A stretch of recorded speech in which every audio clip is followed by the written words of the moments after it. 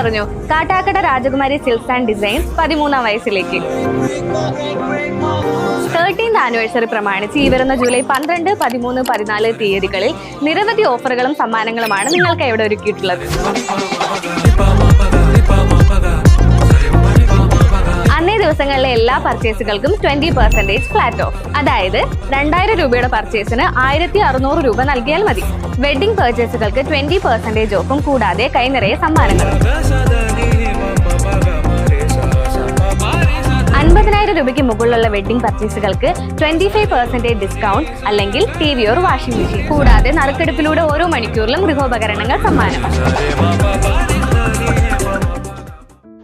ഗുരുവായൂർ ക്ഷേത്രത്തിൽ ദർശനം നടത്തി ഉപരാഷ്ട്രപതി ജഗദീപ് ധൻഖർ. കൊച്ചിയിൽ നിന്ന് ഹെലികോപ്റ്റർ മാർഗം രാവിലെ 1:10 ശ്രീകൃഷ്ണ കോളേജ് ഹെലിപ്പാഡിലെത്തിയ ഉപരാഷ്ട്രപതി രാവിലെ 1:30 മണിയോടെ ക്ഷേത്രത്തിൽ ദർശനത്തിലെത്തി. ക്ഷേത്രത്തിലെത്തിയ ഉപരാഷ്ട്രപതിയെ ക്ഷേത്രം തന്ത്രി ദിനേശൻ നമ്പൂതിരിപ്പാട്, ഗുരുവായൂർ ദേവസ്വം ചെയർമാൻ VK വിജയൻ എന്നിവർ ചേർന്ന് സ്വീകരിച്ചു.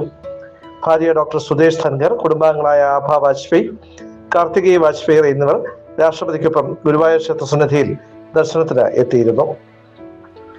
ഇന്ന് രാവിലെയായിരുന്നു ഉപരാഷ്ട്രപതിയുടെ ക്ഷേത്ര ദർശന സമയം ക്രമീകരിച്ചിരുന്നതെങ്കിലും മോശം കാലാവസ്ഥയെ തുടർന്ന് ഗുരുവായൂരിൽ ഹെലികോപ്റ്റർ ലാൻഡ് ചെയ്യാൻ കഴിയാതെ കൊച്ചിയിലേക്ക് മടങ്ങിയിരുന്നു.